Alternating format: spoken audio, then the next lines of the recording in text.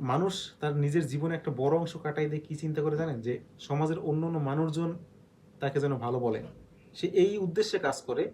সে সেই উদ্দেশ্যে সব কাজ করবে। খারাপ ভালো সব কাজ করবে। এমন এমন কাজ করবে যা তার নিজের জীবনের জন্য খারাপ, নিজের ফ্যামিলির জন্য কষ্টদায়ক, ফ্যামিলির মানুষের জন্য। কিন্তু তারপরও সে সেই কাজগুলো করবে যাতে সমাজের মানুষ তাকে ভালো বলে।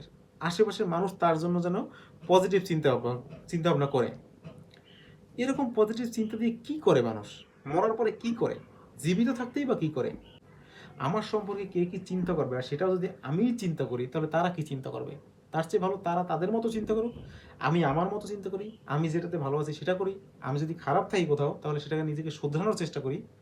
তোমার যা বলার তুমি বলো, কিন্তু তোমার কাছে ভালো হওয়ার আমার কোনো দরকার কি? আমার কোনো দরকার আছে তোমার কাছে ভালো হওয়ার?